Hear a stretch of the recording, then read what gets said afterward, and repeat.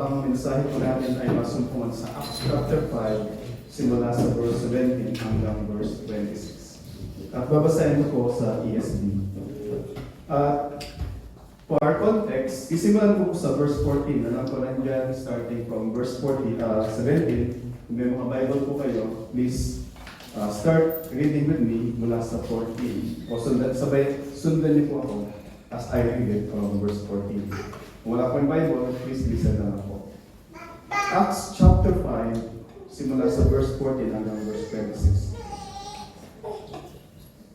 And more than ever, believers were added to the Lord, multitudes of both men and women, so that even they carried out the sick into the streets and laid them on cots and mats, that as Peter came by, at least by his shadow might fall on some of them.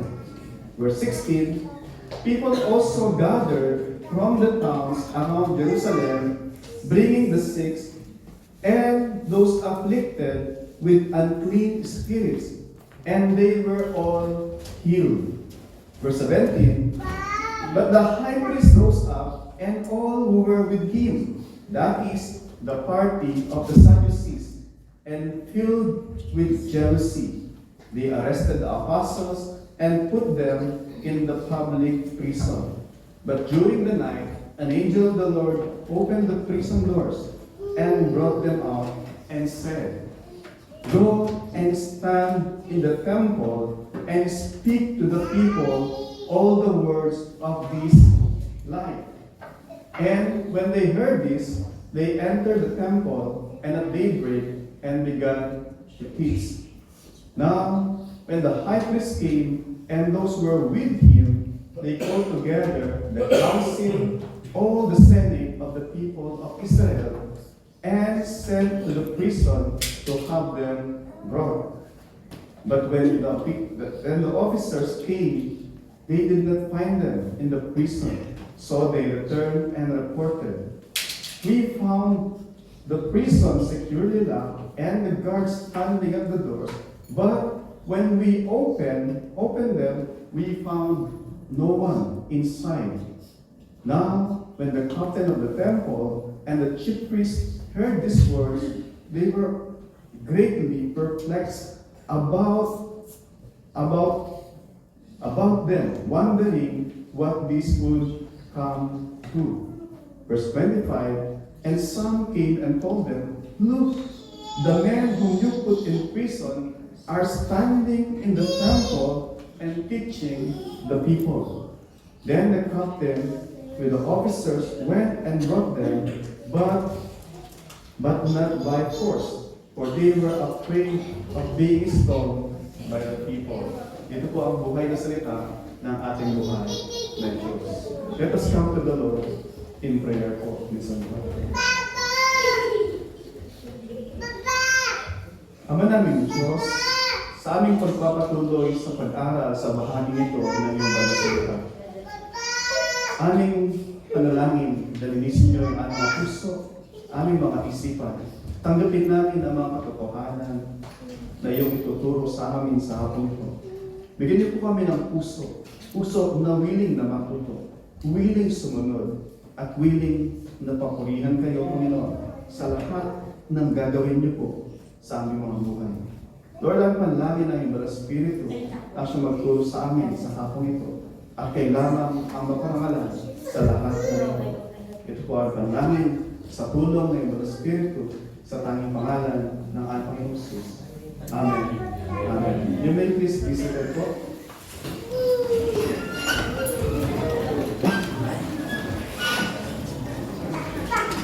Muli po, kung sabi kanina ni Brother Sally, praise God sa mga buhay ng mga kapatid na nag-i-invite at nakasama namin kayo sa hapon ito. At yung pag-aaral po natin, tayo ay nag-aaral ng book by book.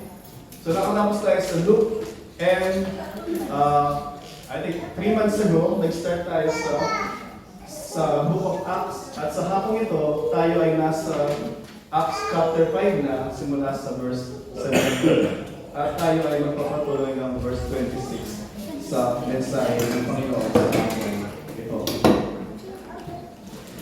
Yung mensahe sa hapong ito ay pinamagatan natin faithful under opposition. Faithful under opposition. Sabi ng Panginoong Jesus sa mga alagad, I will build my church. Sabi niya yun sa Matthew chapter 16, verse 18. Gusto niyo marinig niyo muli, sabi niya, I will build my church. Gusto i-emphasize yung word na I. Sabi niya, I. And then, my church. Sinasabi ng Panginoong Jesus, His church will be built by Himself. He will build, and it is His church. It is His church, and He is the one building His church. Pastor Dom is not building Christ's church. Pastor Joseph is not building the church of Christ. It is Christ Himself building His church through His people. And then, pagdating sa Acts chapter 1 verse 15, sabi doon, sa pasimula, bago yung Pentecost, there were 120 followers ang Panginoong Jesus. So, slow, 120 pa lang. After ng Pentecost, nangaral yung mga alagad, and on that single preaching, God caused, sabi doon, sa Acts chapter 2 verse 41, about 3,000 ang nadagdag. From 120, nag-preach si Pedro at yung iba pa, binadagdag ko na 3,000 kaagad. Amen. Because God is building His church. And pagdating sa Acts chapter 2 verse 47, sabi doon, and the Lord added to their numbers, gusto mo nyo, and the Lord added to their numbers day by day those who were being saved. It is the Lord. Every day, hindi lamang every Sunday, hindi lamang every worship service. The Lord asked yung kanyang mga lingkod, preach the gospel o share the gospel. Yung mga tao na nanampalataya sa Panginoong Jesus, nagsisisi tumatalikod sa kasalanan, sabi doon, the Lord Himself is adding them to their numbers. It is the Lord who added to the church. So Acts chapter 2 verse 47 yun. And then pagdating sa chapter 4 verse 4, we're talking only about Acts. Acts chapter 4 verse 4, but many of those who heard the word, believed. So narinig nila yung pangaral at meron ng palataya. And the number of the men came to about 5,000. So kanina, from 120, may nadagdag na 3,000. And then this time, sabi doon, in cumulative, yung mga kalalakihan lang were about 5,000. Hindi 3,000 plus 5,000 hindi po. But yung suma total by this time, approximately 5,000. Sabi doon, men lang po yun. And then pagdating sa chapter 5 verse 14, yung sasabi na sa kanina, sabi doon, and more than ever, higit pa sa mga nakaraan, sabi niya, believers were added to the Lord. They were not only added to the Lord, they were added to the church. It's equal po yung ibig sabihin. Sabi kanina, they were added to the church, and this time sinasabi, they were added to the Lord. Because you cannot be added to the Lord and not be added to the church. So there is no concept na, sabi mo, no, I believe in the Lord, but you are not part of a church. Wala po ganong konsepto sa Bible. When you are added to the Lord Himself will add you to the church. So sabi dito, believers were added to the Lord, multitudes of both men and women. So hindi nang binibilang yung mga kalalakihan. Both men and women in multitudes were added to the Lord. Acts chapter 5, verse 14. And then, babalikan natin yung sabi ng Panginoong Jesus sa Matthew chapter 16, verse 18. Sabi ng Panginoon sa mga alagad, who do the people say that the Son of Man is? Ano yung sinasabi ng mga tao patungkol sa Son of Man? O patungkol sa akin, sabi ng Panginoon Jesus. Sabi ng mga alagad, some say are John the Baptist. Some says Elijah. Some says Jeremiah. And then, lumingin siya ulit sa kanila, sabi niya, what about you? Sa palagay ninyo, sino ako? Si Pedro bilang spokesman ng 12, sabi niya, you are the Christ, the Son of the living God. You are the Christ, the Son of the living God. And sabi ng Panginoon Jesus, I tell you, you are Peter. Upon this rock, I will build my church. Sabi niya, upon this rock, upon this solid confession that I am the Christ, the Son of the living God, I will build my church.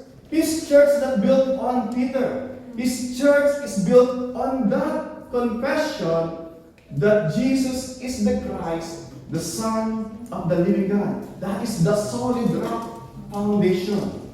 Sabi ng Panginoon, on that confession, on that rock, I will build my church. Pero hindi po doon natapos. On the same verse, sabi ng Panginoon Jesus, the gates of hell shall not prevail against it. The evil forces, the darkness, Satan, his minion, they will not overpower the church of Christ. They will not prevail against the church. Pero gusto kong marinig yun.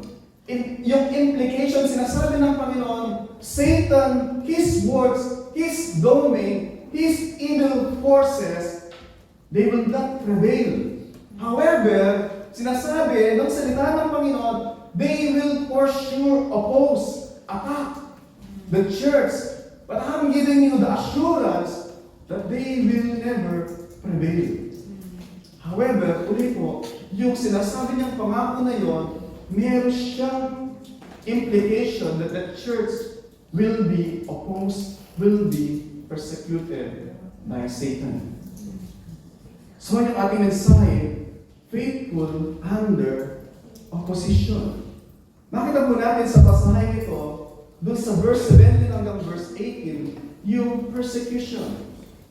Pagdating doon sa verse 19 hanggang verse 20, makikita natin po yung preservation. And then, pagdating doon sa verse 21 o verse 22, makikita po natin doon yung proclamation. Makita natin yung tatlong P. Persecution, preservation, and then yung proclamation. So, tingnan po natin yung una, yung persecution. Makita natin muna dito yung opposition. Sabi doon sa verse 17, but the high priest. Ano po yung background nun? Yung mga previous na mga verses yung binasa ko kanina, sabi doon, verse 14, and more than ever, believers were being added to the Lord. Multitudes of men and women. Sabi doon, the church is expanding rapidly. Yung paglago ng church from 120, 3,000, 5,000, and sabi doon, and much more. Napakabilis. And then sabi doon, sa verse 16, the people gathered, sabi doon, from the town around Jerusalem, bringing the sick and those afflicted with unclean spirits, they were all healed. Bawat dinadala nila, sabi doon, sila ay gumagaling. Kaya all the more, marami ang nananampalataya. Bakit po? Yung kanilang testimony, yung kanilang ginagawa, is supported by miracles and wonders na ginagawa ng Diyos in and through them. Sumakot po natin dito, mga kapatid. Sa kabila ng iyon, sabi doon, pagdating sa verse 17, yung contrast, ito yung magandang nangyayari sa loob ng church. However, from outside, ito naman yung nangyayari. Sabi doon, but the high priest rose up. That is the party of the rose up and all who were with him. Yung high priest supposed to be yung nagre-rejoice. Rejoicing, many are turning from their sin at sila ay nananampalataya sa Panginoong Jesus. There is a great revival happening sa Jerusalem. They should be saying, praise God, hallelujah. Let us rejoice and be glad in it. Pero, instead na mag-rejoice sila, sabi doon, but the high priest rose up and all who were with him. That is the party of the Sadducees and filled with jealousy. High priest, hindi lang priest, but was high priest, punong saserdote. Pinapakita po dito, sabi doon, they were filled with jealousy. They cannot rejoice doon sa ginagawa ng Diyos sa pamamagitan ng ibang tao. Hindi dapat kami lang. Hindi dapat sa amin ginagawa ng Diyos. Ito, hindi dapat sa mga hindi nag-aral na yan, na mga mangingista, tax collector. Sino ba mga yan? Hindi naman nag-aral ng mga yan. Kami na nag-aral, kami na may PhD, na mga masteral degree. Dapat kami lang. Ang tapo natin, yung pinapakita dito, yung opposition sa pasimula pa lang ng church, nandun na yung persecution.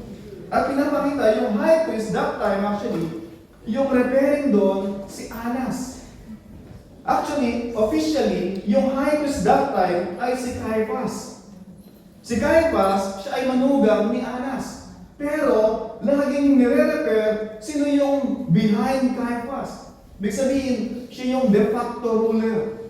De facto in power. Hindi impacto, bagus de facto power si Annas. Siya yung biyanan ni Caiaphas. Ano po yung point doon? Parang mafia. Yung kanyang manugang, yun yung nakaupang high priest, pero siya yung parang may puppet siya na pumapagalaw si Caiaphas. Kaya makita natin, nung ang Panginoong Jesus siya ay hinuli ng gabi, sabi sa John chapter 18 verse 3, una siyang dinala kay Annas. After kay Annas, dinala siya kay Caiaphas bago dalhin doon sa Sanhedrin. Kasi si Annas, siya yung master ng lahat behind doon sa paghuli sa Panginoong Jesus. Of course, God is nandun sa kanyang divine providential. However, doon sa human speaking, si Annas yung pasimuno sa lahat. Sabi po sa Luke chapter 3 verse 2, during the priesthood of Annas and Caiaphas, magkasama, sabi daw, during the priesthood of Annas and Caiaphas, the word of God came to John, the son of Zechariah, in the wilderness. Ano pa yung point doon? Bago magsimula yung ministry ni John the Baptist, una si John the Baptist, then ang Panginoong Jesus. Diba? Bago si John the Baptist, ay nakaupong punong saserdote si Annas at Caiaphas. Diba? Actually, during that time, hindi na si Annas, si Caiaphas na. But then, even yung salita ng Panginoon, very explicit sinasabi na mayroon nangyayaring power play dun sa position na pagiging high priest. At makita po natin sa yung opposition, yung persecution na nangyari is nagsisimula mismo dun sa supposed to be na nagpapahayag ng salita ng Panginoon, supposed to be dun sa mga nagre-rejoice sa ginagawa ng Panginoon, but on the contrary, they cannot rejoice but filled with jealousy dun sa ginagawa ng Diyos sa pamamagitan ng mga alagad ng Panginoong Jesus. At sabi po doon, rose up who were with him. Nakita natin po dito, hindi lamang yung high priest, sabi doon sa verse 17, but was even, sabi doon, and those who were with him. Those who were with him, sabi doon, the party of the Sadducees. Sino po ba yung mga Sadduseo? Yung mga Sadduseo po, ito yung mga religious group. Kalaban ito ng mga Pariseo. Yung mga Pariseo, ito yung mga orthodox, mga stricto. Mga stricto po yung mga Pariseo. Kasama ng mga eskriba. Isang grupo sila. Yung mga Sadduceo naman, ito yung mga business people. Dahil sa mga business people yung mga to, they rule, they run. Yung Sanhedrin, kung saan ito yung Supreme Court. Pero yung mga Sadduceo, hindi sila mga religious leader. Pero sila yung may hawak na most ng authority dahil sa kanilang pera. Hindi sila naniniwala. They profess to believe yung Torah.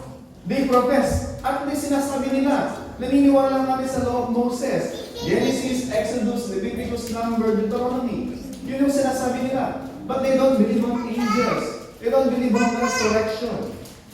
Kaya, meron yung to na nangangaral ang Panginoong Sus at sabi ng mga Sadduceo, tinanong siya patungkol sa may napangasawang 7 na matay, sino magiging asawa sa next life.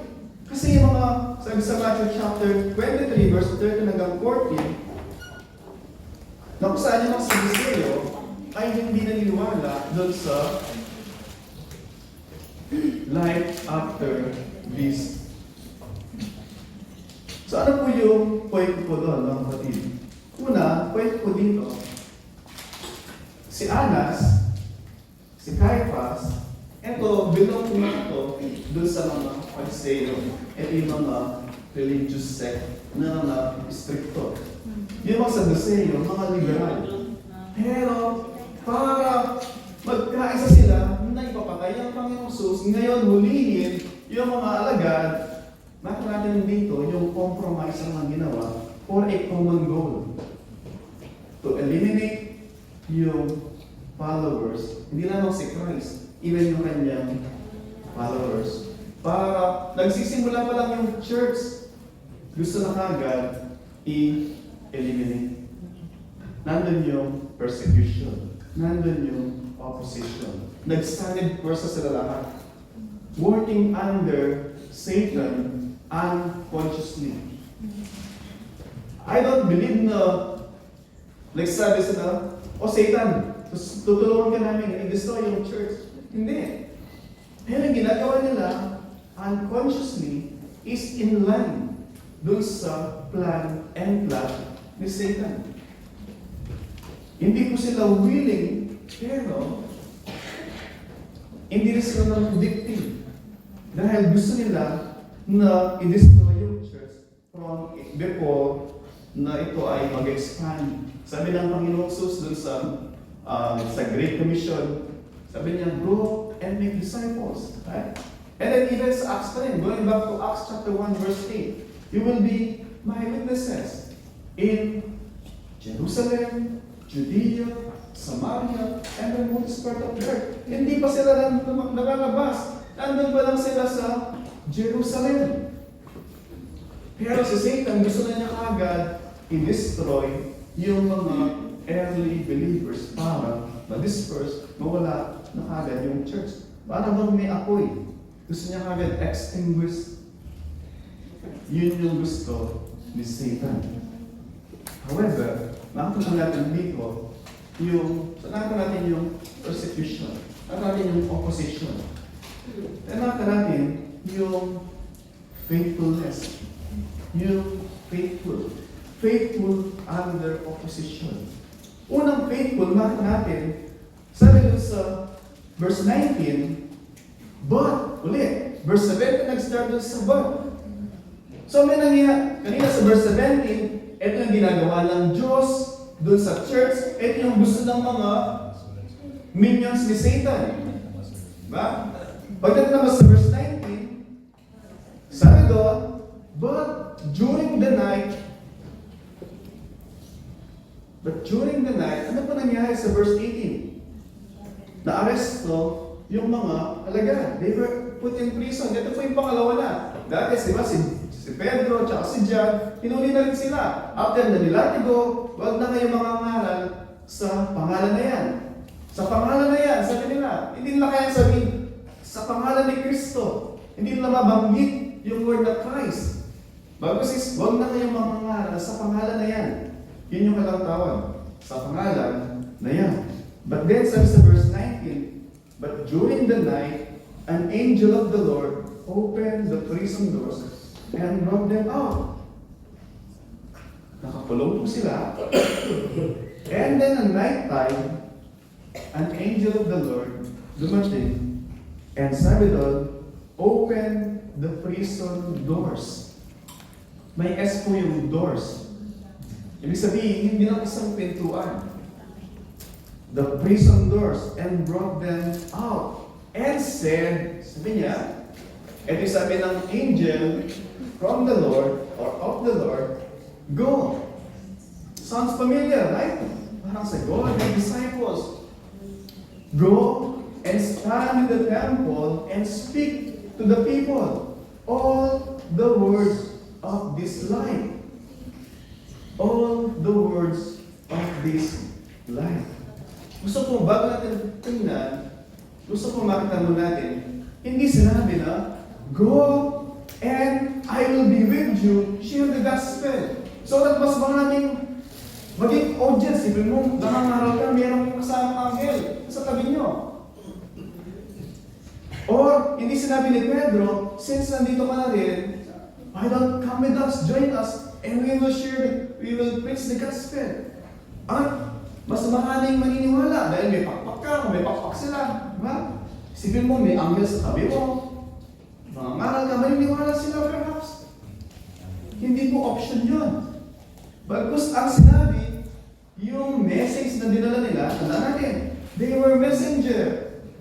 Nagaling sa Panginoon, na ito yung mensahe ng Panginoon para sa kanyang kalagahan. Go, stand in the temple, and speak to the people all the words of His life. Ano po yung kwento dito?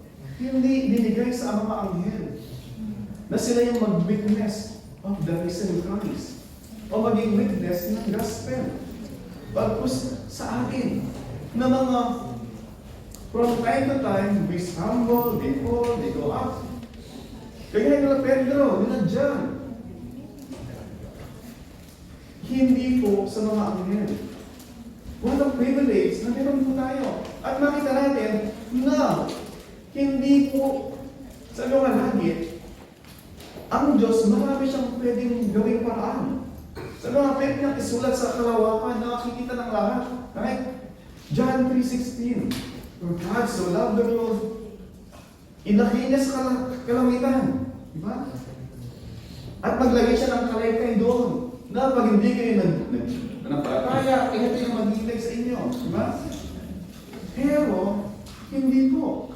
Bagkus isabi niya, yung pangangaral proclamation ng mabuting balita ay inilagay niya. Saan? Sabi niya sa Acts 1:8, you will be my witnesses. Sabi niya, you will be my witnesses. Amen. Sino po yung witness? Pwede bang mag-witness yung hindi naman nakasaksi ng kagandahang loob ng Diyos? Pag sa yung witness, nakita niya, naranasan niya, i-experience it. So yung tinawag ng Panginoon na maging pagpatotoo sa kanyang kabutihan, magdala ng mabuting balita. Ito yung mga nakaunawa, naranasan sa buhay nila, yung impact, yung kapangyarihan ng mabuting balita. Kung hindi natin naranasan yung kabutihan, yung kapangyarihan ng mabuting balita, we cannot be a witness. Because una, hindi natin naranasan. Paano mo sasabihin, masarap yung adobo, masarap yung kare-kare. Kung hindi ka naman kumakain ng adobo, hindi ka kumakain ng kare-kare.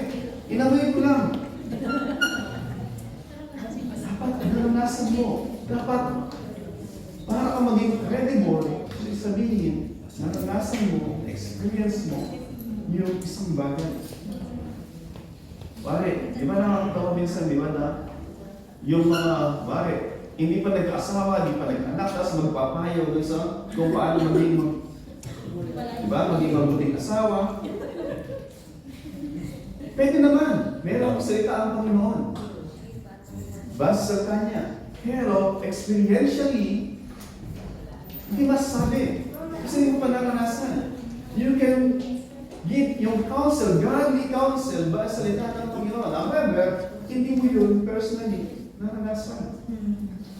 Ang Panginoon nagkatawang tao siya so that He can give an advice, a comfort, base sa kanyang salita at base sa kanyang karanasan. He was tempted in all respect, in every way, just as we are. Kaya nga po, tinatawag siyang sympathetic high priest.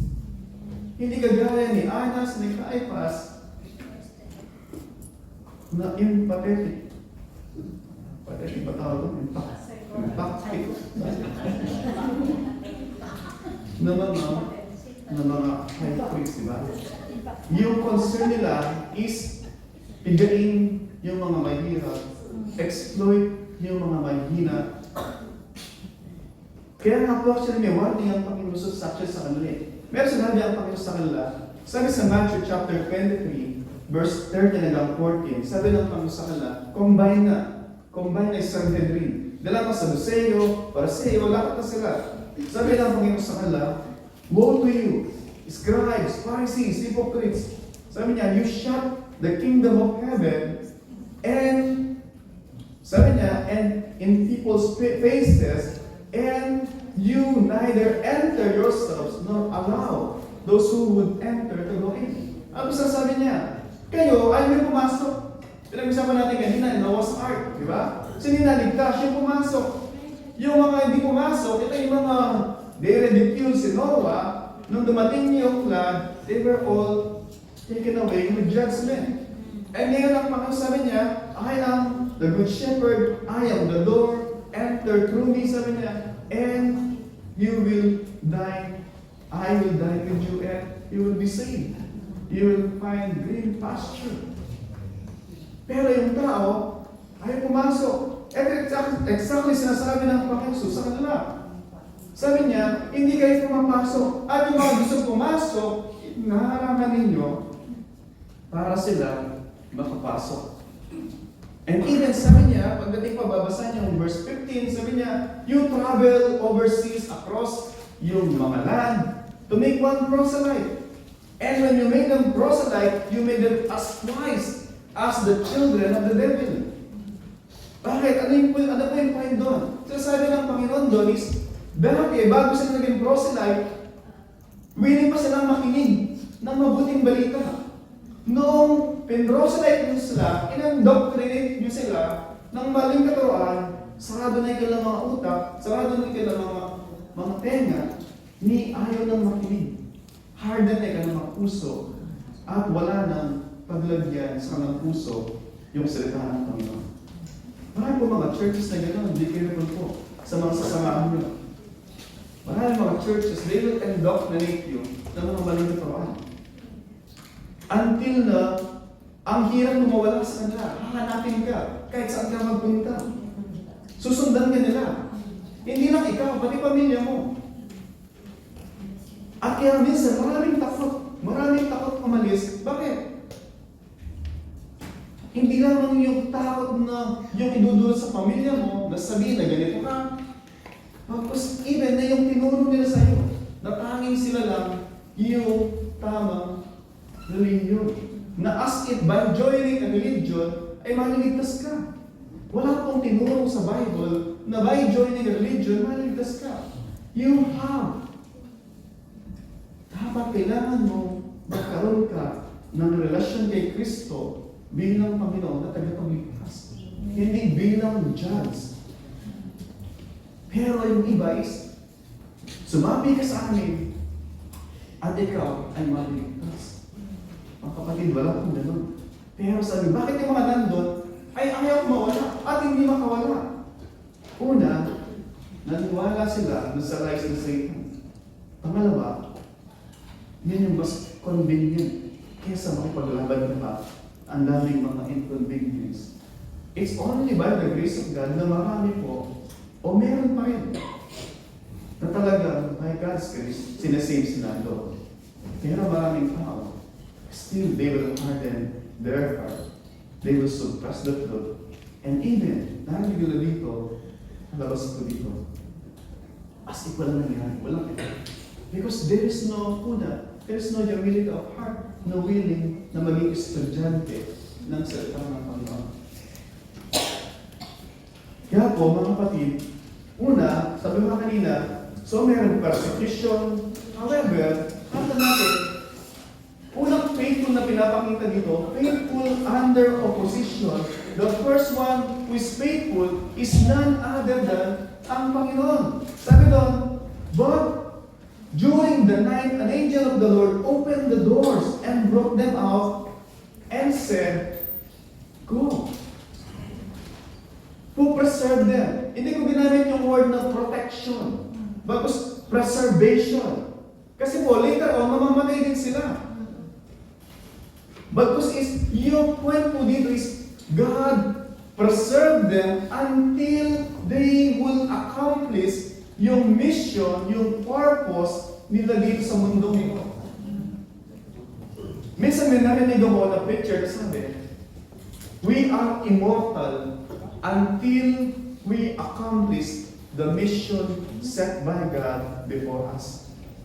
Ano po yung point doon? Because God is sovereign. He is in control. Sabi nga ng Panginoon, di ba? Hindi ka makakapag-add ng isang segundo, hindi ka makakapagbawas ng isang segundo sa buhay mo. Kontrolado niya lahat. Pag namatay ka, ibig sabihin, inanamot niya yun because you have served yung purpose sa buhay mo. Point mo dito, mga kapatid, sabi nga, God preserved them because meron pa silang mission na gagawin in the proclamation of the gospel. Samahan po natin dito, sabi ko kanina, hindi ginamit yung word na protection kasi minsan merong misconception na pag Kristiyano ka, God will protect you. No harm. Walang mangyari sa iyo. Just say in Jesus' name. As if para bang, ano tawag na walang pwedeng gumalaw sa iyo. Sabi ko ulit, I use the word preservation for a purpose na huwag natin mamisalita yung ginawa ng Panginoon sa yugtong ito. At po natin, etong time ko na to, ito yung pagkakataon na kung saan, ito yung first time na gagawin ito ng Diyos through Holy Spirit o angel na binuksan yung mga doors para makalaya sila. Later, gagawin naman yun sa pagdating sa Acts chapter 12. Si Pedro at si John Clay. Supposed to be, ang mangyayari is, sa Acts chapter 6, si Stephen, siya ay babatuhin. Mamamatay siya. Ba? Ibig sabihin, hinalaw ng Panginoon. Nag-fail ba ang Panginoon nung namatay si Stephen?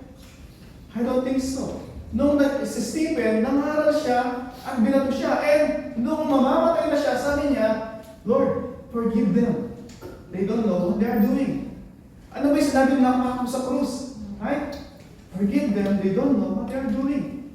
Makita natin si Stephen, yung kanyang katapatan, pinakita niya kung paano niya in-emulate yung kanyang Panginoon, even on doon sa krus po na siya ipapatayin na, he is still praying, interceding para sa mga tao na mismong pumatay sa kanya.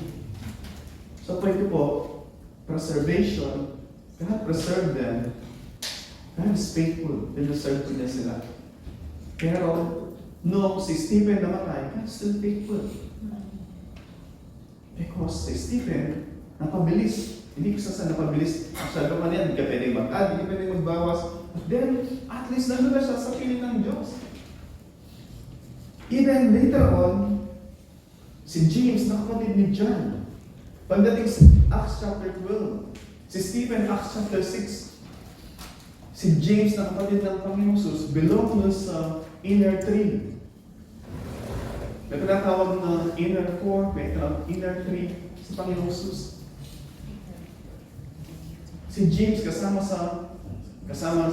si Pedro, si John, at si James. Ito usually kasama ng Panginoon. Aakit dun sa mananalangin, sama kayong tatlo sa akin.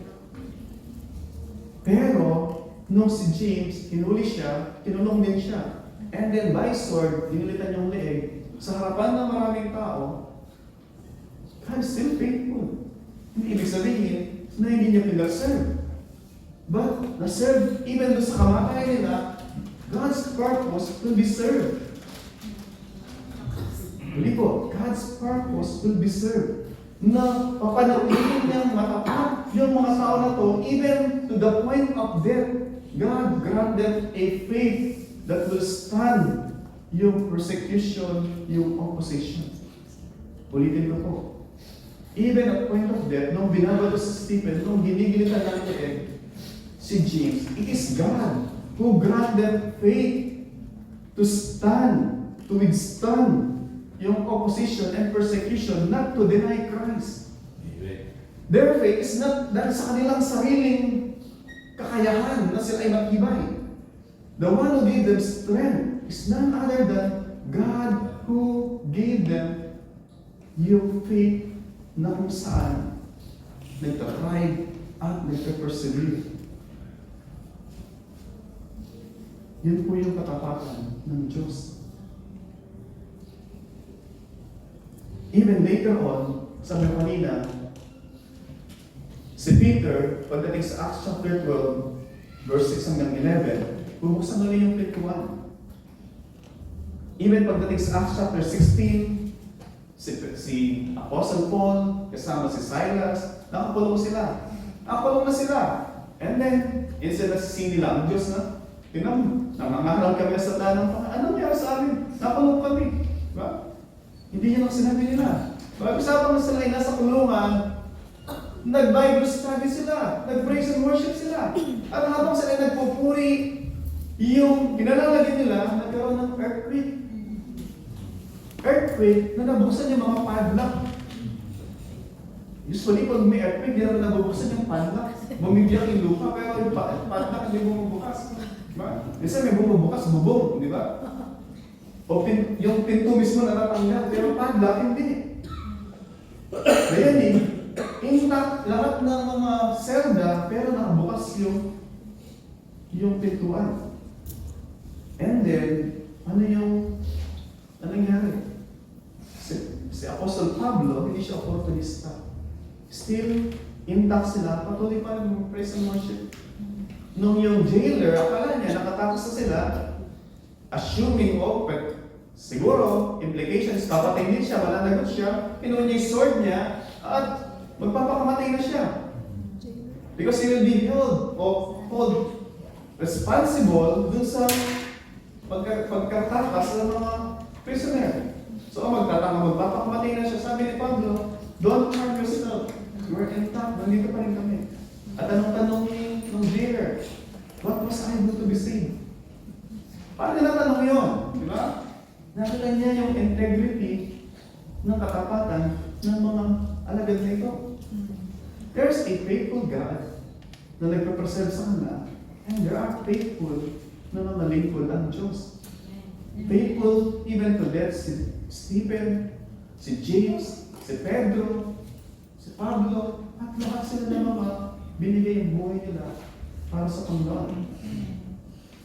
Number one, makita natin, meron persecution, meron opposition. Whenever si Satan nakita niya, nagtatry yung church, Satan will work from within and from outside. Ano nangyari na plan? Diba? Si Ananias sa Sapphira, they were from within. Trying to magkaroon ng yung small leaven, sabi ni Pablo, isang maliit na lemadura, pampaalsa, it will impact yung buong church. God is concerned sa purity ng church. At makita po natin, ulit sa luha, hindi natin pwedeng i-deny na mayroong persecution, may opposition sa gawain ng Panginoon. Maraming mga tao na dinideny nila yung problema. Hindi, wala naman problema. Wala naman. Pero, ang totoo is, dapat natin makita theology na whenever the church is faithful, whenever the church is fulfilling its mission, Satan, hindi siya mananahimik. Meron gagawin siya to oppose yung church. Even tayo po, sa ating mga buhay. But kung kailan nagnanais mo na sumunod, kung kailan gusto mo na mag-church, minsan sasabihin mo na, ay di, wala ka ng Sunday off. Sabado na yung off mo, mula ngayon. Pag sinabi mo, na okay lang, ba? Well, hindi ka nagsabi na, Madam, Sir, Sunday lang yung church namin. Pwede po bang ibigay na? No problem. Yeah, you can make Sunday. Sino ba yung boss nila? Right?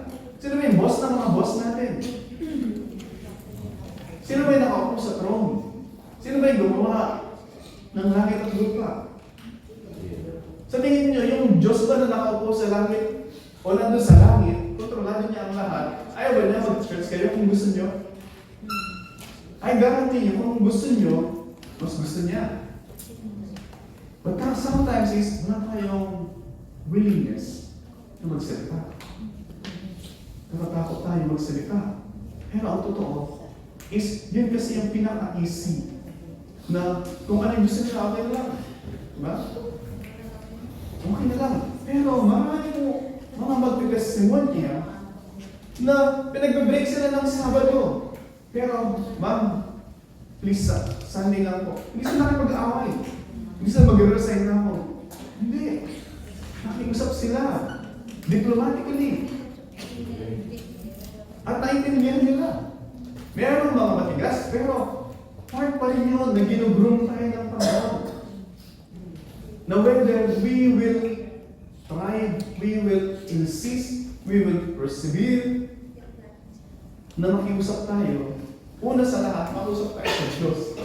Lord, ilusin mo po yung puso ng boss ko. I don't think na pag sinabi natin yun, hindi, ayaw ko makita sa church. I don't think na may ganun ka. So makita po natin yung reality ng persecution. Pinapersecute po sila. But then, makita natin, God is faithful. Inoopos yung kanyang church, and yet God is faithful na kung saan na ipahayag pa rin yung mabuting balita. Hindi lamang i-preserve yung kanyang mga lingkod, bagkus na magpatuloy yung pagpapahayag ng salita ng Panginoon. At even, Panginoon, faithful, sa luha nila, faithful yung mga alagad. Bakit po? Bakit masabi natin faithful sila? Yung pangatlo point, sabi doon, faithful sila in the proclamation ng gospel. Nung pinalaya sila, sabi nila, go to the temple and speak to the people the words of this life. Yung words of this life, magbabasahin natin yung Philippians chapter 2 verse 16, 1 John chapter 1 verse 1 to 4, is talking about the gospel. The gospel, yung mabuting balita. Yun po yung sinasabi po doon. Tapos saan, titignan po natin, sabi doon, verse 21, and when they heard this, they entered the temple at daybreak and began to teach. Ano pa yung kwento po doon? Kwento po doon is, nung sinabihan sila ng Panginoon na ipangaral yung mabuting balita, hindi sila nagsabi, kalalaya lang namin eh. Gusto mo lang naman bumalik doon? Namin, kalalaya lang nila.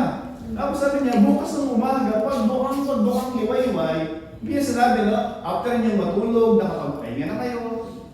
Sabi doon, at daybreak, sila ay bumalik sa templo at nangaral muli ng salita ng Panginoon. Pero sasabi lagi na narinig ko, they were saved, they were preserved to serve God. Same din po yung principle sa atin. God saved us to serve Him. And it's a great joy, it's a great privilege to serve the King of Kings, the Lord of Lords. Sino pong gusto magtrabaho kay Maktoum? Ako. Sino gusto magtrabaho sa government, di ba? Ang dami pong gusto na magtrabaho sa government, right? Sino government employee? Wow! Government employee. Kay Maktoum, wow, lahat. Sino gusto magtrabaho sa Diyos? Takot lahat.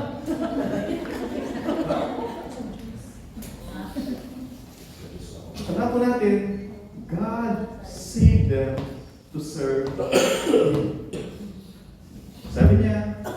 Pinalaya sila, and then pinabalik sila sa preaching.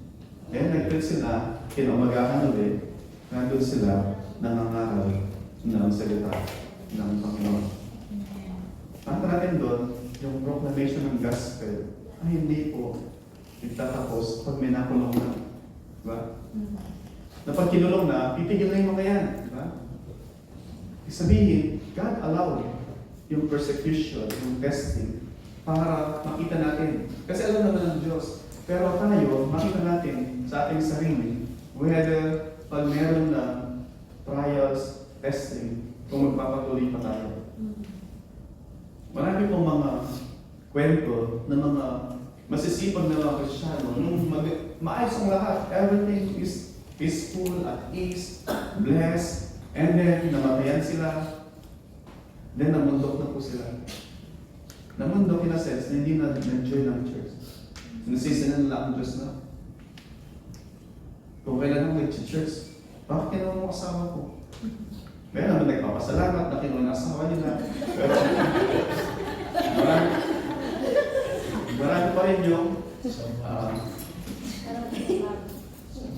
parang kayo minsan nagsasabi na subject yan sa next Sunday. So point ko na is, God allowed yung persecution para makita natin kung hanggang saan yung pananampalataya natin.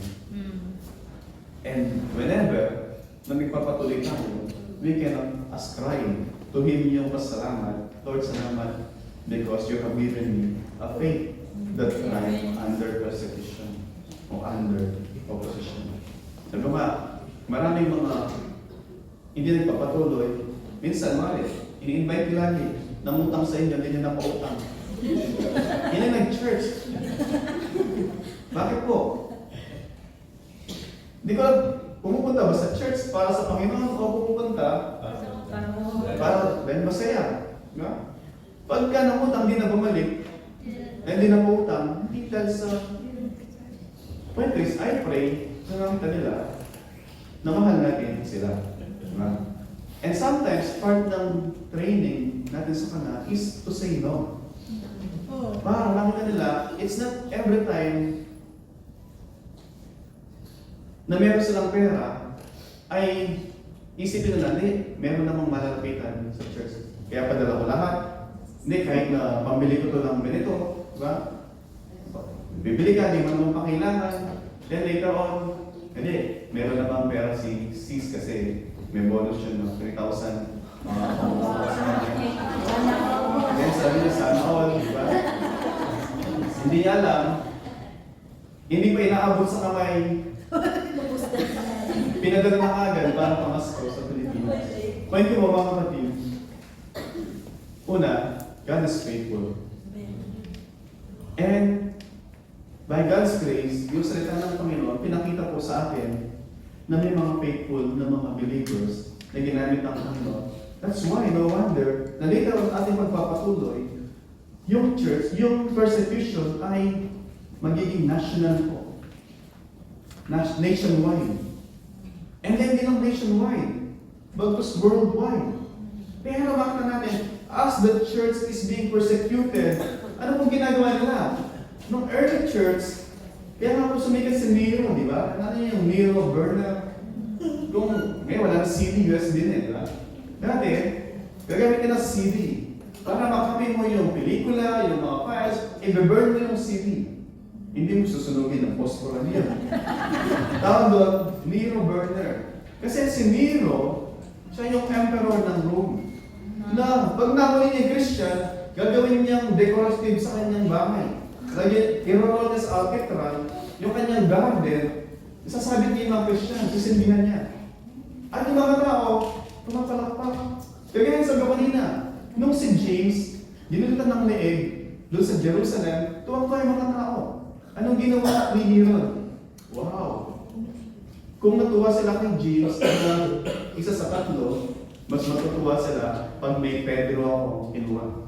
Kanya kinuha si Pedro sa Acts chapter 12. Sa Acts chapter 12, kinuha si Pedro. At supposed to be, the next morning, si Pedro, siya yung next. And then, dumating yung anghel ng Panginoon, si Pedro, natutulog, sinipa siya, tinadyakan siya, basahin yung Acts chapter 12, gising, gising. Sabi, sarap tulog ko, gising, gising. And then, bumangon siya, hindi niya alam kung anong nangyayari, basta bumangon siya, then, sumusunod lang siya, bumuka yung prison, then, bumuka ulit, doon sa nakalabas siya, doon nasa labas na siya, ba't nandito ako? Surely, ang Panginoon, pinadala niya kanyang anghel, bakit base ako sa kamay ni Aaron. Doon lang niya na-realize. But then, kwento po, mga kapatid, nakita natin dito, yung katapatan ng Panginoon, and then katapatan ng mga lingkod ng Panginoon na sa kabila ng mga persecution, meron pa sa luha sa Alcatraz. And yet, they remain faithful sa kanilang Panginoon. At ginamit yun ng Panginoon. Kaya nga po, sabi niya, di ba, you'll be my witnesses in Jerusalem. Dahil pinasecret sila sa Jerusalem, lumabas sila. Napunta sila ng buong Judea. And then later on, si Philip nangangaral sa Samaria. Samaria, ay na ay nila yun. Ay na ay nila yung lugar na yun. Bakit mga mistisi mga nandun? Half-breed. Pero, because of persecution, nag-expand sila. And no, nationwide na yung persecution, pumunta sila ng Rome. Yung Rome, ito yung center of power during that time. Parang US ngayon. And pagdating doon, pinarsecute sila ni Nero. Earlier, nandun yung safe haven nila, asylum. Pero nung pinarsecute na sila ni Nero, nagpunta na sila ng Greece, nagpunta sila ng Turkey, Asia Minor, Asia. Ano nangyari? Yung church expanded rapidly in 28 years. Yung church, worldwide po siya. Ano pa yung point natin doon? Uli, we have the same faithful God na sa mga nila. We have the same gospel na sinyer po nila. At the same Holy Spirit na pinagkaloob sa kanila. The same Holy Spirit po na pinagkaloob sa akin. And that encourages us. Kung sila, meron silang matapat na Diyos, same God na sumasa akin. Same Holy Spirit po na sumasa akin. Ibig sabihin, we are blessed na walang persecution dito. But sometimes, isa isip ko, blessing na ba talaga na walang persecution? Or it makes yung mga tao na hindi lang stagnant, complacent. Complacent, kasi wala nang persecution. Diba? Kaya kapag pinapersecute, kung saan sila magpunta, dahil alam nila na hindi silang kunin ng Panginoon anytime, at ayaw lang bumalik sa loob nila, hindi ginagawa yung pinaman sa kanila ng Panginoon. So, they share yung gospel kahit saan man sila. Pero sa ating panahon, sabi mo guys, hindi, sa Sunday na naman ulit. Hindi, okay lang yan. Ako naman yan. May ibang church naman na mag-invite sa mga yan. May ibang tao naman na mag-share sa mga yan. Diba? Kaya tayo minsan, complacent because walang persecution. We are at peace. Diba? We are so relaxed na walang persecution na nangyayari. Blessing. And then, nawa, maging yung kapayapaan, maging way para makapag-share tayo ng salita ng Panginoon. Because at the end, yun po makita natin, yung mga alagad, they were faithful. Pinalaya sila in order to continue yung proclamation ng mabuting balita. At pumunta sila. Hindi sila sa lumang kanina, hindi sila sabi na, hindi, kalalaya lang namin, babalikan naman nagbukas doon. Diba? Hindi po. Willing sila na later on, si Pedro, matay siya. Pedro, pinako siya ng patiwalik. Si John, si Apostle Paul, na pinalaya sa jail, di ba? Sa buwan na bumuka yung na-open yung mga selda. Yet later on, pagpugutan din siya ng ulo. But, nag-fail ba ang Diyos sa kanila? Hindi ba sila pinag-serve ng Diyos? Pinag-serve din sila. But then, when they accomplish yung pinapagawa ng Diyos sa kanila, God calls them home. And they receive yung, well done, my good and faithful servant. Enter the joy of your master, prepared beforehand para sa mga lingkod ng gayon. Yun po ba yun? Gusto natin marinig sa Panginoon? Pag-grab natin sa Kanya. Mananatili po ba tayo dapat sa kabila ng persecution? Amen. Minsan, yung mga persecutor natin ay yung mga malapit lang sa atin. Sometimes we think of persecutor, yung mga merong latigo, diba? Yung mga napipicture natin ang gaya natin ng mga Roman. But sometimes, actually, sa luha, it's our spouse. And minsan, mga anak natin. And minsan, yung katabi mo sa church mismo.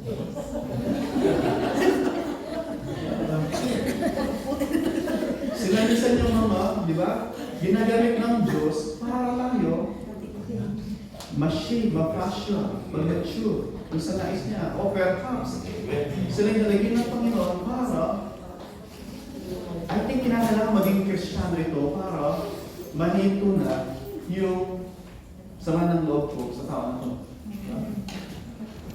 Minsan yung asawa natin mismo, bakit minsan sumasak ulo natin sa mga asawa natin? Because di sila Christian, perhaps. Right? So ano mangyari? Parang matigil, di ba? Lord, tinusin mo po siya, Lord. Lord, please save me. And pag Kristiyano na sila, then sila na mismo magyaya sa iyo, oras na, mag-church tayo.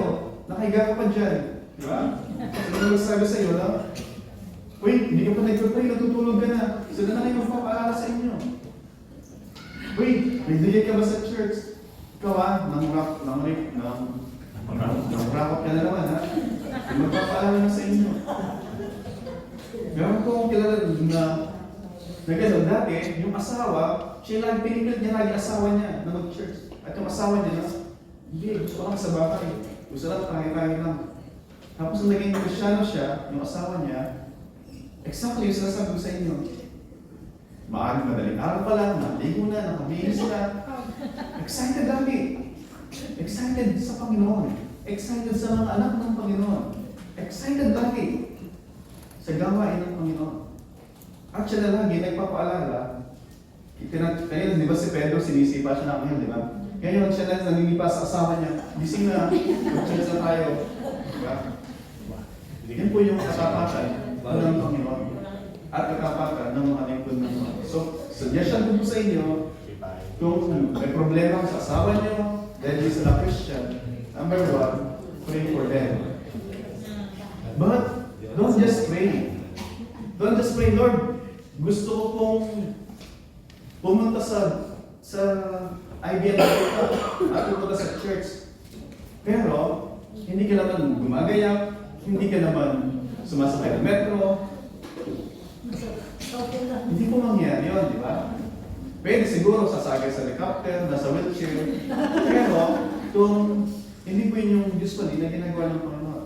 We pray, and then we do our part also. So sa asawa natin, sa mga anak natin, usapin sila ng ulo, pray. Number two, share to them the gospel. And as you pray, and you share the gospel sa kanila, sinusin sila ng Panginoon, the more na mahal nila ang Panginoon, the more na mamahalin kayo. The more na mahal nila ang Panginoon, the more na i-respeto kayo. Bakit? Kasi gagawin nila yun, yung pagmamahal sa inyo, i-respeto kayo, dahil mahal nila ang Panginoon. Pero yung mga, sabi na, kayo number one sa buhay nila, run away po pagka gano'n. Dahil pag yung number one, kayo yung kanilang number one, kakompetitor sila ng Diyos. Sabi ng Panginoon, siya yung dapat number one. At yung kay number one, sa tingin niyo papayag ang Diyos na kayo ang number one. Either nakunin kayo o kunin siya sa inyo. Para yung number one, mawala, at ang Panginoon ang maging number one. Dito po yun. So, mga kapatid, and then pagdating sa verse 25, makita natin, sabi doon, yung mga pinakulong nyo, nandyan sila. Ano ginagawa nila? Nangangaral ng salita ng Panginoon. Even, yung testimonya na kanang ginawa, Makita natin, and then the captain, the officer, sabi doon, they went and brought them, but not by force. Bakit? Takot po sila because they knew that God is with them. And then even yung esteem, yung respect na binigay ng mga tao because sabi nga ito, di ba, madaanan lang na ni Pedro, gusto gawin ng mga tao, nandiyan yung kanilang pagkilala doon sa pagkilos ng Panginoon through them. Hindi dahil makapangyarihan si Pedro, but kus kilala nila na ang Diyos ay sumasa kanila. Kaya pala tayo tumayo and let us pray.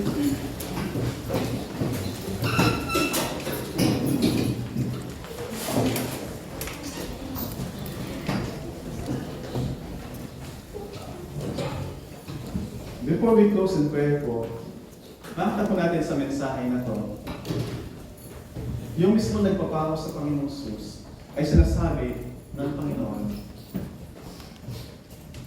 they too, kahit gaano kasama si Anas, Caiaphas, yung Sanhedrin, God still is calling them para pagsisihan ng ginawa at merong nakalaan, nakapatawaran at buhay na walang hanggan para sa kanila.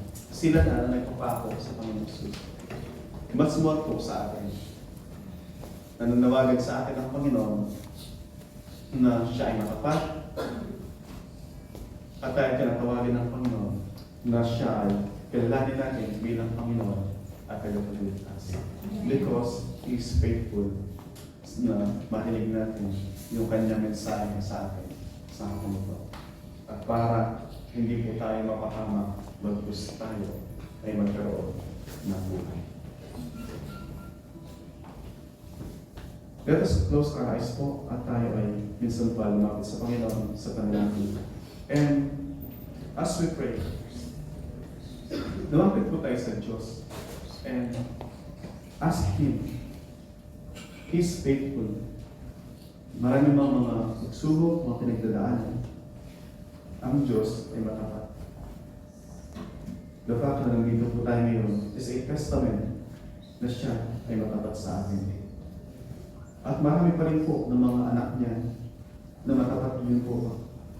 Kaya sinasakapan niya upang tayo ay maparito o makilala ang kabutihan ng Panginoon.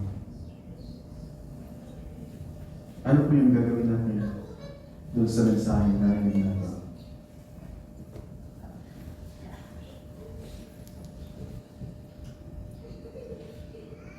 Lord, maraming salamat po minsan pa sa kabila ng mga bagyo, mga proposisyon, mga pagsubok sa buhay, Panginoon, especially sa buhay ng bawat isa, mga anak niyo, sa buhay ng iglesia. Lord, you are faithful. You preserve yung buhay ng iyong mga anak, yung mga lingkod, until they accomplish, Panginoon, yung task, yung purpose na binigay niyo sa kanila, so that they will joyfully, willingly, lovingly accomplish it, Panginoon, by the help of your Holy Spirit. Lord, salamat because you are faithful, Panginoon, and you have given us yung faith, Panginoon, na magpatuloy sa kabila, Panginoon, ng mga circumstansya sa buhay. Thank you, Lord, because our faith is not based in our circumstance, Panginoon, but it is based on a solid foundation, Panginoon. And having understand, Panginoon, at meron kaming great, Panginoon, dun sa katapatan mo, that you are the Christ, the Son of the living God. You are the Christ, the Savior, the Son of the living God who has authority over all things. Lord, our lives are in your hands, Panginoon. And that alone, Panginoon, ang mapagbibigay sa amin ng katapatan upang magpatuloy, Panginoon, because nandun yung katiyakan, Panginoon, na even though we die, yet we shall live. We shall live in your presence, Panginoon. Lord, maraming salamat po aming panalangin. Since kayo ang nagdako sa bawat isa dito sa lugar na ito, aming panalangin, pinusin niyo ang mga puso ng mga taong dinala niyo dito, Panginoon, upang sila makita nila yung pangailangan nila ng Panginoon at tagapagligtas. At yung mga tao, Panginoon, na ligtas na, and yet tinapon niyo dito, perhaps, to remind them, Panginoon, of their commitment sa inyo, Panginoon. Lord, you save them, not to run their own lives. You save them, that they may serve you, Panginoon. And nariwa muli sa kanilang mga puso yung joy, yung kagalakan na maglingkod sa iyo, Panginoon. Because you are the King of Kings, Lord of Lords, and you love us, Panginoon. Na binigay niyo ang inyong butong na anak para ligtas kami, Panginoon. That we may enjoy yung life kasama po ninyo, Panginoon. Father, thank you so much sa inyong kabutihan.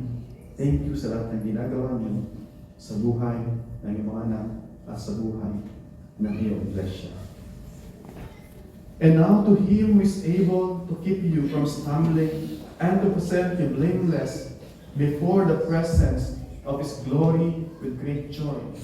To the only God, our Savior, through Jesus Christ our Lord, be majesty, glory, dominion, and authority before all time and now and forevermore.